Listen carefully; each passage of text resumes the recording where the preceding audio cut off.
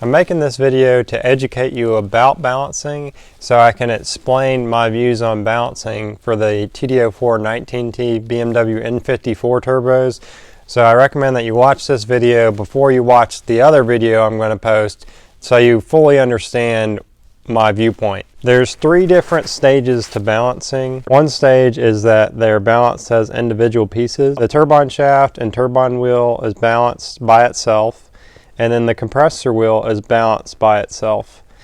That is good enough for most applications where the turbine and compressor wheel are larger, such as the hull set models and journal bearing. If they're ball bearing turbos, you usually want to at least balance those as an assembly.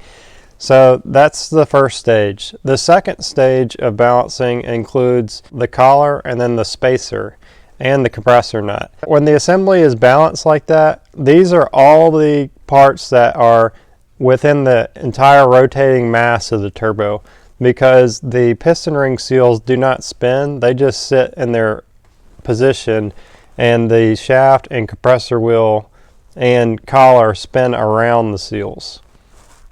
So this incorporates all the weight of the rotating assembly.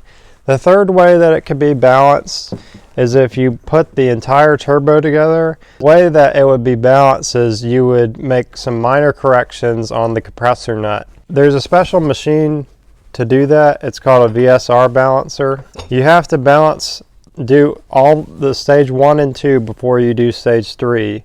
The way we do all our balancing is we just end with stage 2, because it's not necessary to do stage 3, but there are some manufacturers that do stage 3. The thing about doing the third stage of balancing is that it costs a lot more money to do that. You have to have a special machine. It's about $40,000 or maybe 30, but by the time you buy all the fixtures, you need a fixture for each different turbine wheel.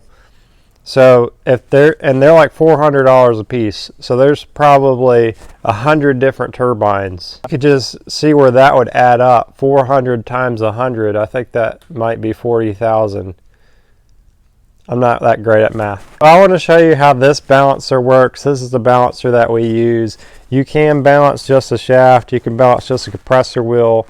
You have to have a special little fixture thing that fits in here to be able to do individual pieces, but mostly all the times that we do balancing, it's the assembly, so we're balancing all the weighted objects that are accounted for in the assembly.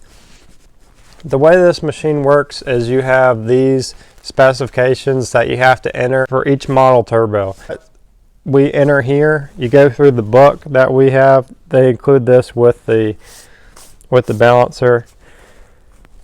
So you can see these are all the calibrations. You could pick the turbo here, so like HX35 and HX40, the specs are the same. So this is what you put in for L plane, L calibration, filter, R plane, R calibration.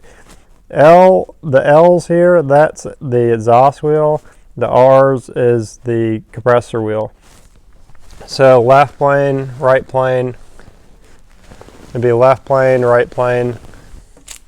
Then you have these knobs here, so A or O, I or O, A or B, plus or minus, and then times 10 or times 100. So you would go here to find that information. So I, A, B, X1, or minus X1, minus B, A, I.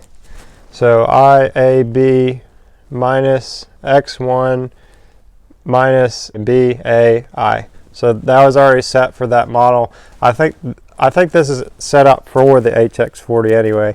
So you would go and grab these numbers from each of these values and you just enter it in here. So you pull this out and then you start twisting the knob to get to those values. Then on the bottom, here's the filter. So you flip that over and then you could change with the knob that way. Turn on is this button. You set the motor speed, so you can turn the motor on here. The way that you determine how fast it has to spin, the speed, you take the assembly, You're going to mount it here, use the belt to tie it down, and it will spin on these little wheels here. And you're going to take a piece of clay and put it at the top. The purpose of that is to throw it out of balance, and then you adjust the speed while using the strobe light to get the out of balance location at the very top. And once you have determined that, you remove the clay, and then you go back and check the balance to see where it's out of balance. So the purpose of putting that clay there is to throw it out of balance to get the correct speed, so you know that the out of balance location is going to be at the top. So you have these 4 knobs here. This is the exhaust wheel side, and this is a fine tuning on the exhaust wheel side. This is the compressor wheel side, which should be on this side. So this is the compressor wheel side, and this is fine tuning on the compressor wheel side. And it reads up here on this gauge. So if it's all the way maxed out when you're doing the fine tuning, then you move back to more broad tuning. And so basically, because it would be maxed out, then it would, I guess it uses the lower values here. I didn't really think about that. But you see that you have the one all the way to 10 inch grams. This is like 20, 40, and 100 inch grams, I'm guessing.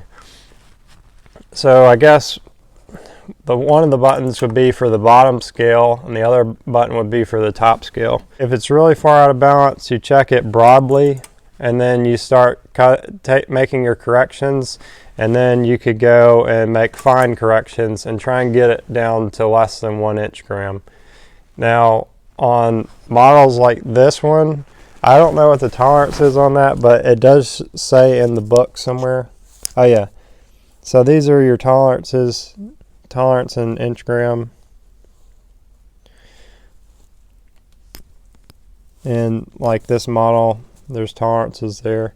So some models, the tolerances are different. I know on the 6.0 Power Stroke, it's like a really wide range. I think it's like 9 inch grams or so. So you just want to try and get it as close to 0 as possible.